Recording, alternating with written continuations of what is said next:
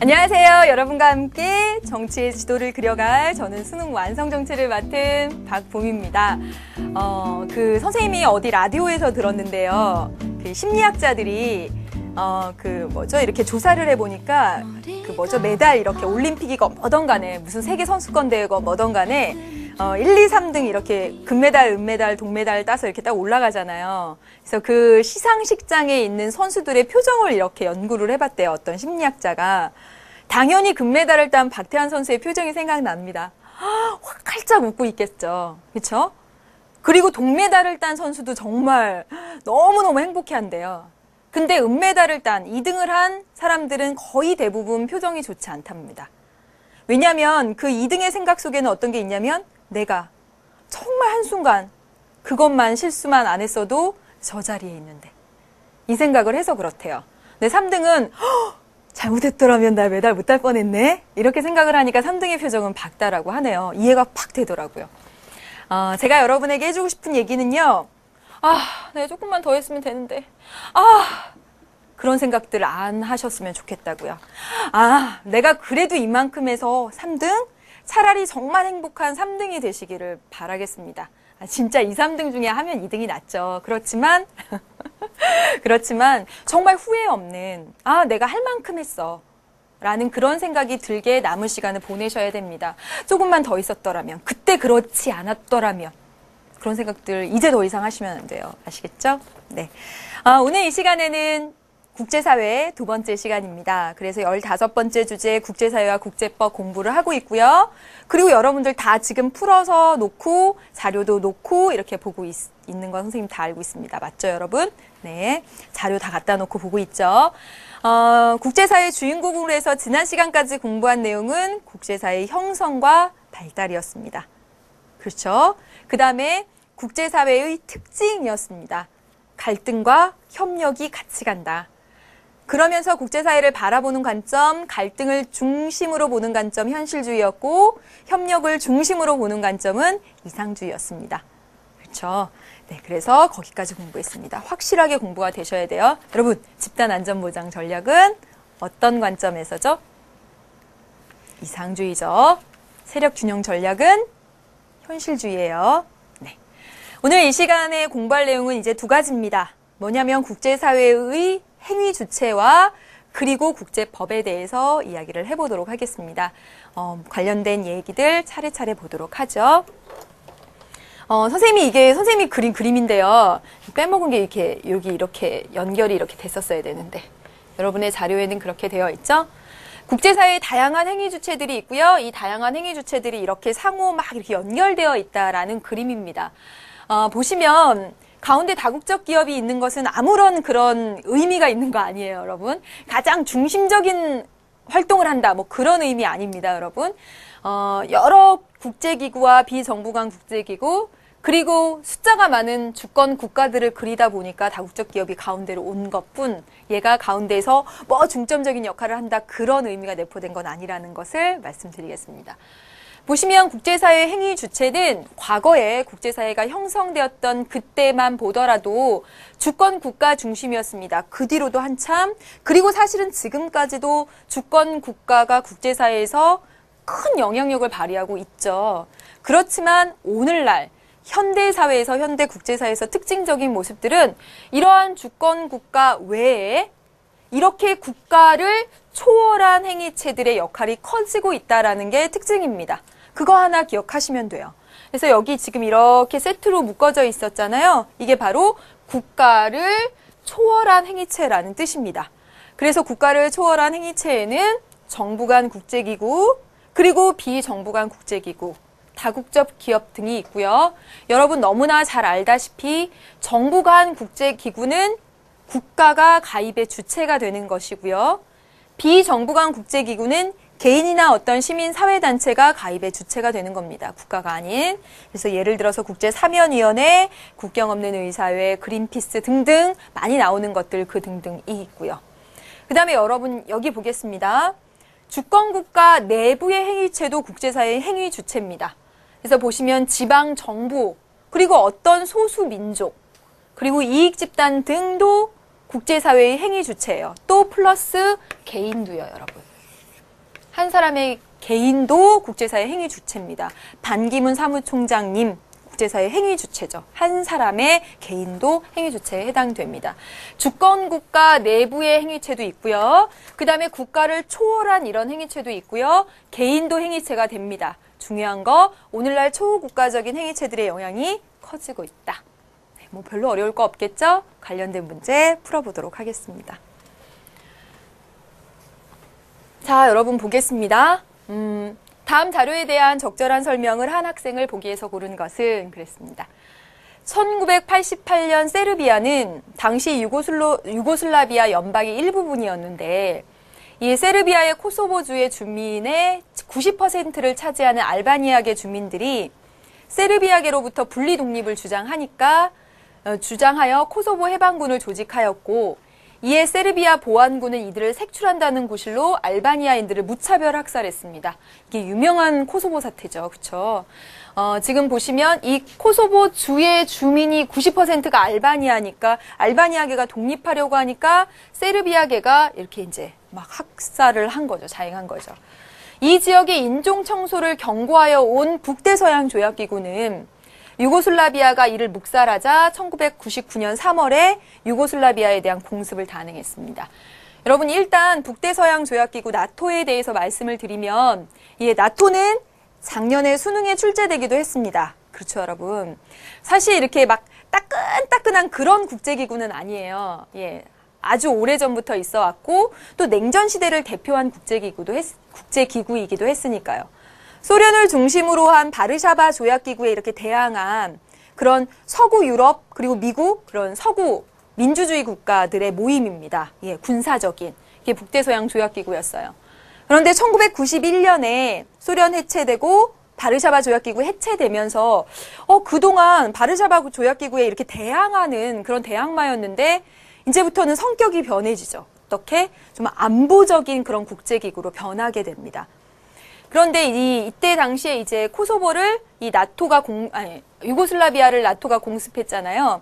이때 이제 명분은 뭐였냐면 이 유럽의 한 귀퉁이의 나라라도 이렇게 분열과 갈등이 있으면 유럽 전체가 그게 퍼질 수가 있다. 그래서 유럽이 다 함께 나서서 뭐 이렇게 이제 혼내준 거죠. 공습을 한 겁니다. 네.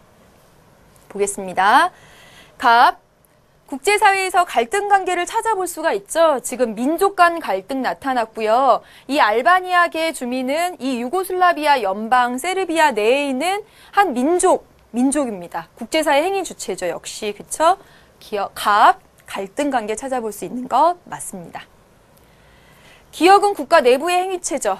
그렇죠? 민족, 집단 맞습니다. 니은은 초국가적인 행위체 그렇죠. 국가를 초월한 정부 간 국제기구 되겠습니다.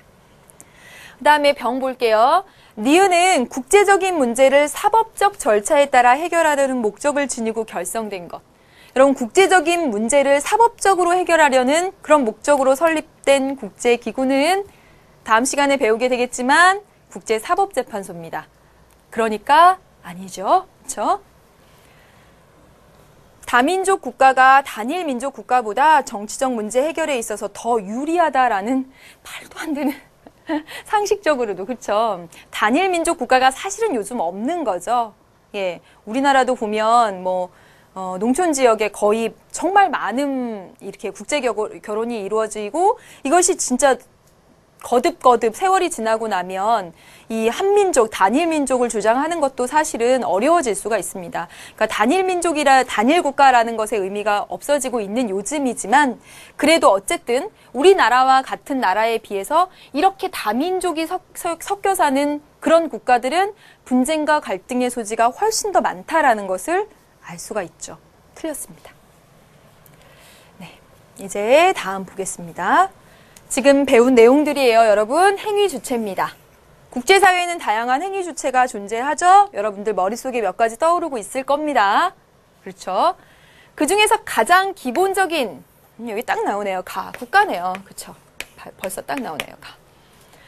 또한 국가를 넘어서 국제적으로 영향을 미치는 국가를 넘어섰습니다. 넘어섰어요. 그러면 우리 뭐라고 할까요? 초국가적 행위체. 다 써야 되겠네요. 또한 누구누구와 같은 개인, 그렇죠. 개인도 국제사회의 행위 주체가 될 수 있다. 그래서 지금 이렇게 딱 정리를 해봤습니다. 해보겠습니다. 기업, 국가. 국가는 영토, 국민, 주권. 뭐 제일 앞에, 정치에서 제일 앞에 배웠던 내용. 오케이. 다국적 기업은 나에 해당될 수 있지만 시민운동단체는 그렇지 않다. 여러분, 다국적 기업이 초국가적 행위체에 들어간다는 사실 아시죠? 기억나죠? 이미지로 떠오를 거라고 생각 저 합니다. 가운데 들어가 있었어요. 맞습니다. 그리고 시민운동단체.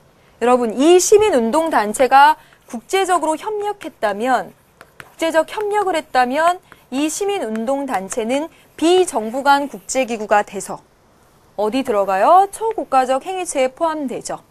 우리가 보통 NGO라고 하는.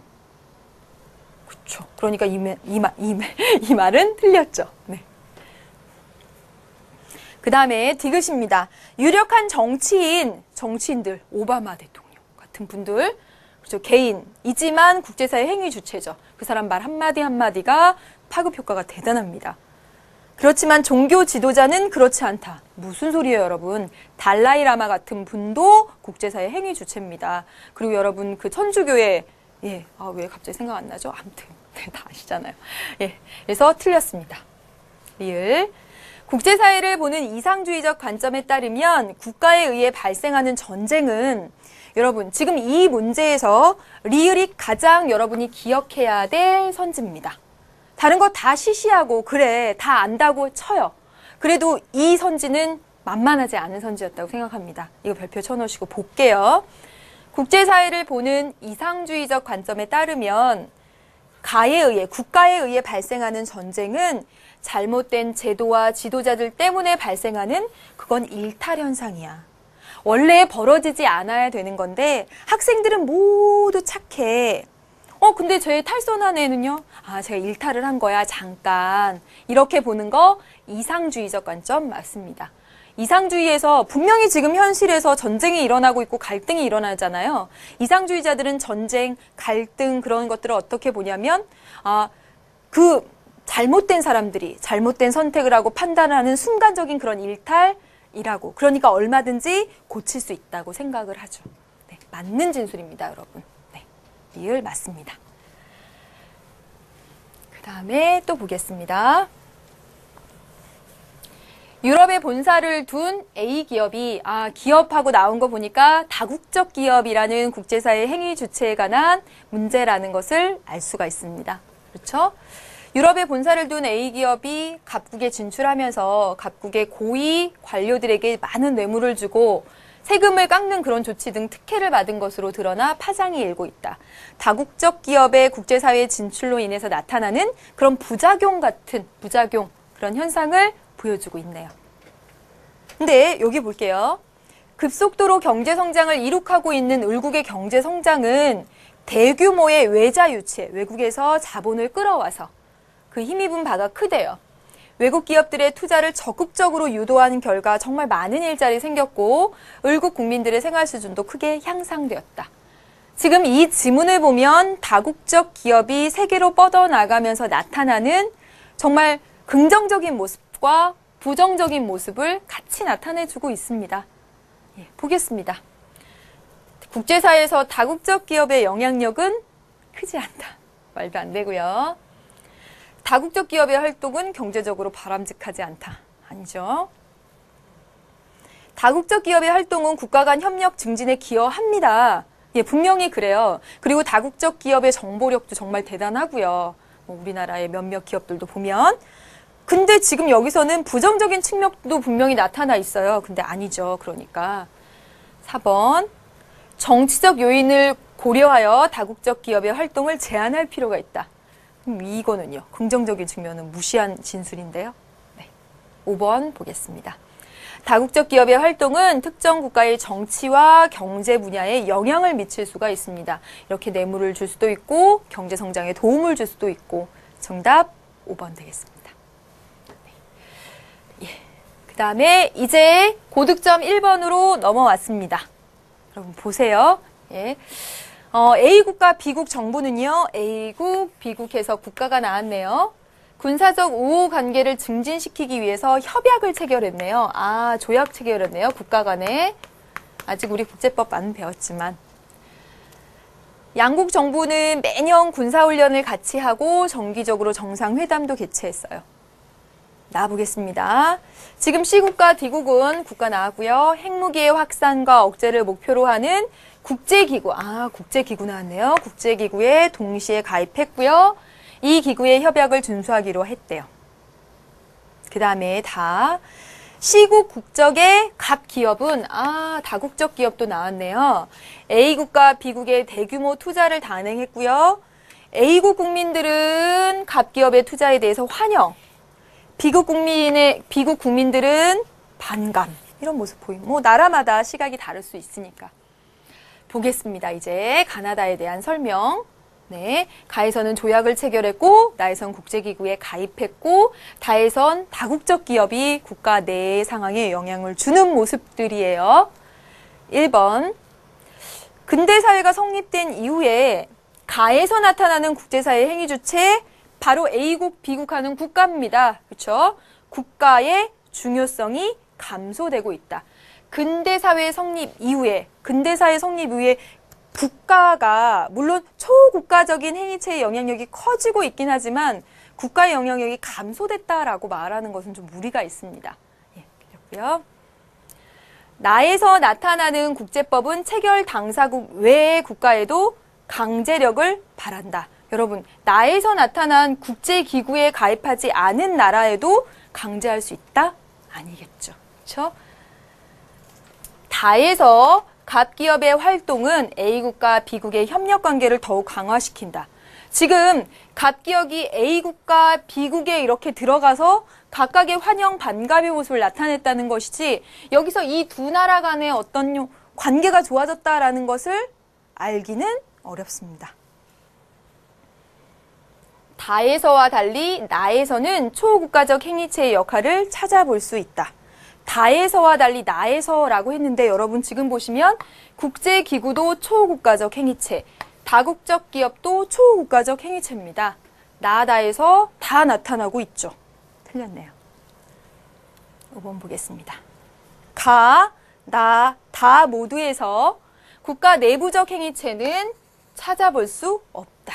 그렇네요, 여러분. 그렇죠? 지금 보시면 국가 나왔고 국제기구, 다국적 기업 이렇게 나왔지 국가 내부의 행위체인 어떤 이익 집단이라든가 어떤 지방 정부라든가 아니면 민족 집단이라든가 이런 것들은 안 나왔죠. 그렇죠? 그래서 정답은 5번이 되겠습니다. 네. 예. 이제 여기까지 해서 국제사회의 행위 주체를 봤습니다. 이제 뭐 볼 거냐면 국제법을 보겠습니다. 여러분 먼저 국제법의 종류에 대해서 이제 말씀을 드리도록 할게요. 여러분 잘 알고 계실 거라 생각하고 지금부터 말씀드리는 사항은 기본 중에 기본입니다. 마지막으로 정리한다라고 생각하세요. 국제법의 종류에는 크게 조약과 국제간습법이 있고 이것들로 다 해결되지 못하기 때문에 법의 일반 원칙이라는 것도 국제법의 법원으로 두죠. 보겠습니다. 조약은요. 여러분 보시면 국가 간 또는 국가와 국제기구 간입니다. 이게 작년도에 수능에 출제가 됐었죠. 그렇죠? 국가 간뿐만 아니라 국가와 국제기구 간, 우리나라와 EU 사이에 FTA. 맞죠, 여러분? 명시적 합의에, 눈에 보이는 합의에 의해 다시 말하면 문서의 형태로 존재하고요. 이 조약이 맺어지면 EU와 우리나라 사이에 맺어지면 EU와 우리나라만 구속합니다. 그래서 보시면 보통 조약, 협정 등의 용어가 뒤에 붙어요. 한미 사이에, 한일 사이에, 국가 간에도 있지만 국가와 국제기구 사이에 또는 100여 개 나라가 모여서 조약을 체결할 수도 있습니다. 꼭 두 나라 사이 아니에요. 국제관습법 보시면 보세요. 관습법이라는 말 속에 사실은 다 나타나 있습니다. 오랜 관행이 법적 확신을 얻어서 불문화된 형태로 존재합니다. 그리고 이것이 체결된 당사국만 구속한다면 국제관습법은 모든 구성원을 구속한다라고 되어 있어요. 외교관의 면책 특권, 내정 불간섭의 원칙, 포로의 인도적 대우 등은 우리나라가 어디 가서 지키겠다고 서명한 적 없지만 그렇지만 지켜지고 있는 묵인하에 다 암암리에 암암리는 아니겠다. 그렇죠? 법적 확신을 얻어서 관행으로 굳어져서 모든 국제사회 구성원을 구속합니다. 더 볼게요. 그런데 여러분 지금 보시면 조약이나 국제관습법만으로 모든 국제사회에서 벌어지는 일들을 다 이렇게 커버할 수가 없어요. 이걸 어려운 말로 흠결이라고 하는데 이걸 다 하기에는 이게 부족한 것들이 많기 때문에 그걸 보충하는 것이 바로 법의 일반 원칙입니다. 그래서 여러 문명국에서 어떤 나라든지 그 문명국이랑 가지고 있는 법의 일반 원칙, 예를 들면 신의성실의 원칙, 예를 들면 권리남용 금지의 원칙들로 그 흠결을 보충합니다. 예, 기억하세요. 네. 이제 다음 보도록 할게요. 조약의 체결과 성립 과정에 대해서 간단히 보도록 하겠습니다. 여러분 지금 보시면 조약을 체결하는데 이것도 작년도에 수능 문제에 났습니다. 조약 체결에 대한 권한은 정부가 가지고 있죠. 정부가 가지고 있습니다. 그런데 자 보세요. 여기 이 말도 있어요. 정부로부터 권한을 위임받은 자도 조약 체결의 주체가 될 수 있습니다. 그래서 시험 문제에 나왔었죠. 그 다음에 조약을 이렇게 체결하면요. 아주 중요한 조약에 대해서는 국회의 비준 동의를 거쳐야 됩니다. 국회의 동의 절차를 거쳐야 돼요. 중요 조약에 대해서. 그래서 보시면 왜 국회의 동의 절차를 거치냐면 조약은요, 여러분, 국내 법률의 효력을 갖습니다. 그렇다고 하면 국내 법을 제정하는 기관인 국회의 동의 절차를 거쳐야 되겠죠. 입법에 관한 권한에서 여러분 공부하셨습니다. 그렇죠?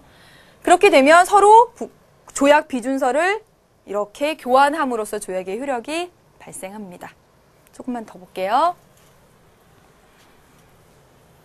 여러분 보겠습니다. 비준서를 작성하면 국내법상의 비준은 완성되지만 국제법상 조약의 성립은 비준서를 서로 교환하고 그리고 기탁하는 때에 완성되는 것을 원칙으로 한다. 따라서 여러분 여기 보시면 조약이 성립된 시기와 효력이 발생하는 시기가 반드시 똑같이 일치되는 것은 아니다라는 겁니다. 자, 여러분 보세요. 원칙적으로 두 나라 간의 조약에서는요. 비준서를 서로 교환하면 효력이 발생하는 거예요. 교환하면. 그런데 다수의 국가 간의 조약에서는 비준서를 일정한 처소에 기탁한답니다. 만약에 100여 개 나라가 그 조약을 체결했어요. 그럼 100여 개 나라 어떻게 교환할 거예요? 너무 교환하기가 어려우니까 그럴 때는 어떤 일정한 장소에 이렇게 기탁합니다. 네, 이런 식으로 하게 된다는 거죠. 다수국 간의 조약에서 비준서를 일정한 처소에 기탁하는 이유는 비준서 교환의 번거로움을 피하기 위함이다. 라고 해서 보충적인 내용들 살펴봤습니다. 예. 관련된 문제를 보도록 할게요. 네, 열심히 이제 가고 있습니다. 네. 가나에 대한 설명을 옳지 않은 것은 했습니다. 정부는 평화 유지 활동에 참여를 위해서 상시적으로 해외 파견을 준비하는 국군 부대, 상비부대라고 한대요. 를 설치 운영할 수 있다. 지금 보시면 국제연합 평화 유지 활동에 참여에 관한 법률입니다. 아, 이거 우리나라 국내 법률이구나 라는 것을 알 수가 있죠. 그렇죠? 더 읽어볼게요. 납포 또는 억류된 어선 및 그 승무원은 적절한 담보금 또는 그 제공을 보증하는 서류를 제출한 후에 신속히 석방된다. 보니까 한일업협정이라고 했네요. 그렇죠. 국내 법률의 효력을 갖는 국제법 중 조약에 해당됩니다. 문제에 옳지 않은 것은 이렇게 되어 있습니다. 가가 효력을 미치는 범위는 국가 내부로 한정하죠. 국내 법이니까. 맞네요. 그렇죠? 가는 헌법의 기본 이념 중 국제평화주의와 굉장히 밀접한 내용을 담고 있죠. 왜? 정부는 국제평화 유지 활동에 참여하기 위해서 상비부대를 준다. 국제평화주의를 실현하기 위한 하나의 법률 내용이라고 볼 수 있습니다. 맞습니다. 나를 체결할 당시 이 한국과 일본 간의 어업협정을 체결할 당시에 관련 당사국은 국제기구로부터 승인을 얻어야 된다. 조약을 체결하기 위한 과정들 보셨죠? 지금 보시면 국제기구의 승인을 얻어야 된다. 그런 거 보셨습니까? 없죠? 아닙니다. 네. 정답 3번입니다. 가나 모두 성문의 형태로 존재하죠. 국내 법률 당연하고요. 그 다음에 조약이 성문의 형태 문서화되어 있다라고 말씀드렸었죠. 네. 가나 모두 국회의 의결을 거친 후에 효력을 발생하죠. 그렇죠. 중요 조약에 대해서 한일 어업 협정과 같은 중요 조약에 대해서 국회 비준동의 거쳤겠고요. 국내 법률 당연하죠. 국회 의결 거쳤겠죠. 맞는 내용입니다. 여러분 어때요? 지금 잘하고 있습니까? 네. 7번 문제로 이렇게 넘어갔습니다. 7번 문제 넘어가서 볼게요. 기억 니은에 해당하는 국제법입니다. 지금 우리가 본 국제법 기억하시죠? 조약, 국제관습법, 그리고 이것을 보충하기 위한 법의 일반 원칙입니다. 국제법은 국내법과 달리 체계적인 위계를 가지고 있지 않으며 다양한 형태로 존재한다. 그렇죠, 여러분. 국내법은 헌법, 법률, 명령, 조례, 규칙 이런 위계가 있는데 국제법은 그렇지 않아요. 그래서 국제법을 크게 분류하면 체결 당사국 간에만 영향을 발휘하면서 문서로 존재하는 그것 바로 조약이죠.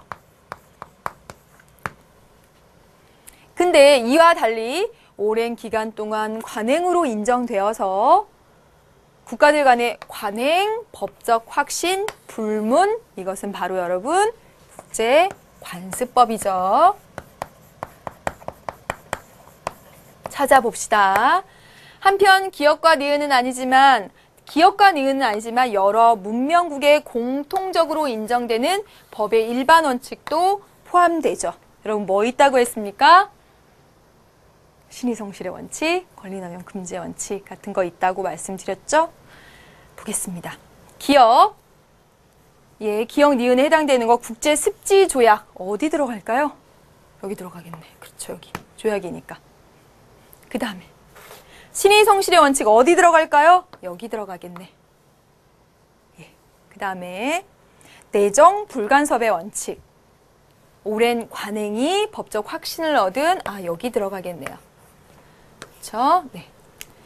집단학살 금지의 원칙. 역시 어디? 여기. 그렇죠. 들어가겠네요.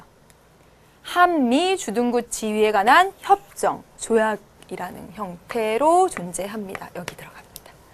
되셨죠? 네, 풀어봤습니다. 이제 또 보겠습니다. 여러분 고득점 3번 문제로 넘어왔습니다. 예, 혹시 지금 보시면 람사스 협약 있고요. 그 다음에 교토 의정서도 있고요. 그 다음에 헬싱키 선언이라고 되어 있습니다. 지금 보시면 물새가 서식하는 습지대를 국제적으로 보호하기 위한 협약이다라고 해서 여러분 딱 보시면 조약이라는 것을 알 수가 있어요. 네. 그래서 1971년 이란 람사스에서 채택했고 75년 12월 12일 발효됐다. 참 그 국제사회의 지금 모습을 보면 정말 우리가 생각하지 못한 부분에까지 관심을 갖고 있는 것을 또 볼 수가 있죠. 이런 거 보면 지구온난화 방지를 위한 그런 협약, 교토의정서는 많이 여러분 들어보셨으니까 이건 역시 조약이고요. 이 교토의정서 보면 대표적으로 정말 많은 140 몇 개국이 가입한 걸로 알고 있어요. 그렇죠? 그리고요. 헬싱키 선언은 선생님이 찾아봤어요. 찾아봤더니 이건 뭐냐면 의사들이 이제 인체를 상대로 한 그런 실험들을 많이 하게 되면서 그럴 때 생명윤리 이런 것들을 지키자. 그리고 뭐 윤리적 선언입니다. 선언. 의사들의. 그래서 이것은 조약이라고 보기가 어려워요. 의사라는 직업을 가진 전 세계에 있는 사람들이 인체를 상대로 생체 실험 같은 것에 어떻게 될 때 이런 것을 윤리적으로 람사르입니다. 네, 하자라는 내용입니다. 그래서 이거는 조약으로 보기는 어렵습니다. 선생님이 아까 람사스라고 했나요? 왜 그러지? 네, 보겠습니다. 그래서 여러분 가나를 조약으로 보시면 되겠고 다는 일종의 윤리적인 선언이라고 보시면 돼요. 볼게요. 다가 국내에 적용되기 위해서는 국회의 동의가 필요하다. 의사들이 생명 윤리를 지켜가며 하겠다라는 거 국회 동의 얻어서 동의 안 해주면 윤리적으로 안 하고요. 말도 안 되지. 그쵸? 아닙니다. 가와 나의 경우 체결 당사국이 아닌 국가는 의무 이행의 부담을 지지 않는 것이 원칙이죠. 그럼 뭐니까 이게? 조약이니까요. 맞습니다. 병, 가와 나는 조약이고요. 다는 국제법 중 국제관습법 아닙니다. 이것은 의사들의 어떤 윤리적 선언이라고 말씀드렸고요. 가나다 모두 환경과 윤리 문제에 관한 국제협력 및 어떤 공조, 그런 것에 대한 관심, 그런 모습들 보여주고 있는 것 맞습니다. 정 맞습니다. 네, 여기까지 문제 봤습니다. 자, 이제 국제법과 국내법을 비교해서 이제 보도록 할게요. 이 부분은 여러분 조금 기억해서 보시는데 사실은 어렵지는 않습니다. 우리가 뭐 상식적으로 사실은 다 알고 있는 내용이죠. 보시면 국내법, 국제법 있고요. 국내법은 국내 입법기관이 만듭니다. 어디가?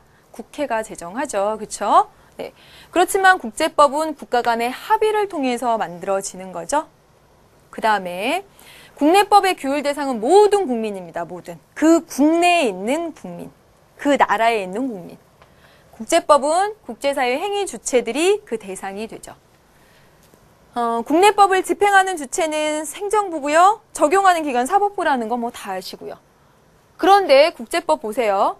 이 국제법을 제정하면 이것을 잘 지키는지 안 지키는지 혹은 그것을 적용하는 그런 집행하는 중앙정부가 부재합니다. 그래서 여러분 아까도 보셨다시피 안보리의 어떤 결의는 구속력이 있어요. 사실은 강제력이 있습니다. 어느 정도. 그럼에도 불구하고 북한 안 지키잖아요. 그것을 지키라고 강제할 만한 그런 중앙정부가 부재한 것이 특징이기도 합니다. 이 국제법을 적용해서 사법적인 판단을 하는 기관 국제사법재판소 있고요. 유엔 산하기관입니다. 공부하게 될 거예요. 상식적으로 국내법은 강제성 강하고요. 안 지키면 무섭잖아. 어떻게 될까 봐. 그렇죠? 국제법은 약합니다. 네, 여기까지 봤습니다. 그 다음에 볼게요. 이 국제법을 바라보는 시각입니다. 국제법을 바라보는 시각. 우리가 지난 시간에 사실은 배웠어요. 이상주의와 현실주의를 공부를 했죠. 그러면서 이 국제법과 국제기구에 대해서 현실주의자들은 그래 그거 존재하지만 국제법과 국제기구 안에는 다 강대국의 힘의 논리가 반영되어 있다고 봤었죠. 그런데 이상주의자들은 이 국제법이 잘 작용해서 국제사회가 잘 굴러가리라는 믿음을 가지고 있어요. 자, 보세요. 국제법의 기능에 강조합니다. 이상주의자들은. 근데 현실주의자들은 국제법의 한계를 강조합니다. 보면 이 국제법이라고 하는 것은 정말 평등한 주권국가가 합의를 통해서 제정된 것이고 이 국제법 등을 통해서 국제평화와 이익 실현을 할 수 있고 그것을 하기 위해서 국제사회의 국가 행위주체들은 잘 지켜간다라고 보는 거죠. 그런데 현실주의자들은 이것을 만들 때부터 힘의 논리가 작용한다라고 봐요. 그래서 강대국의 이해관계가 부합됐을 때면 지켜지고요. 안 그러면 안 지켜진다라는 거죠. 예.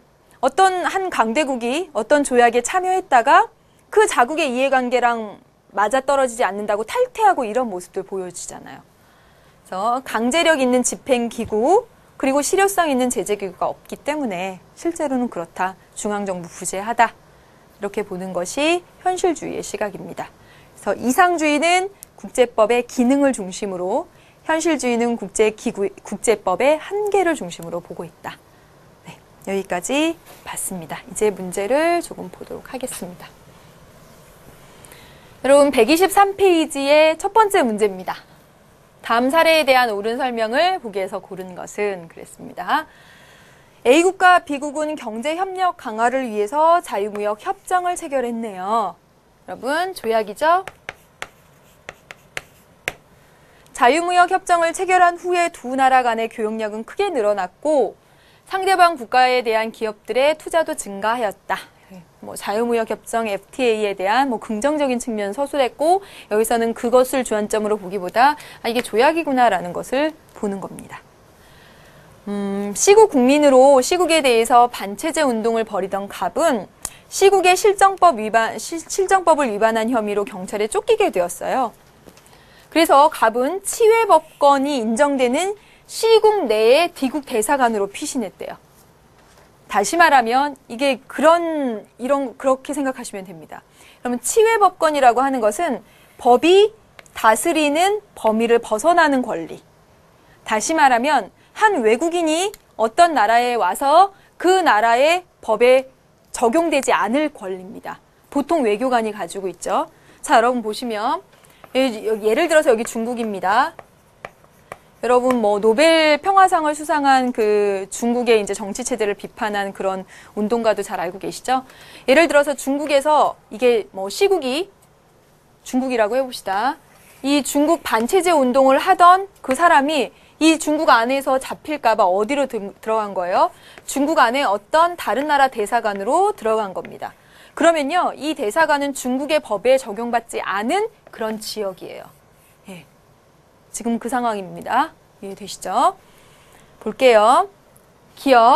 기역은 이 조약이라고 하는 것은 체결 당사국 외에 다른 나라에도 효력을 발생한다가 아니죠. 체결한 그 나라들에만 효력을 발생합니다. 틀렸네요. 그다음에 기역은 니은에 비해서 그 시행을 강제할 집행기구의 구속력이 약하다. 기역은 니은에 비해서 약하다라고 지금 조약하고 지금 이 니은은 여기 실정법이군요. 니은이 실정법이군요. 이건 조약은 국제법이고요. 니은은 국내법입니다. 그렇죠, 여러분? 지금 보시면 국내법과 국제법을 비교해서 보면 국제법은 국내법에 비해서 구속력이 약하다라고 볼 수 있죠. 맞습니다. 디귿은 이 치외법권이라고 하는 이것은 국제관습법에 속하겠네요. 이 국제관습법은 니은에 의해서 승인될 때 인정된다? 아니죠. 법적 관행이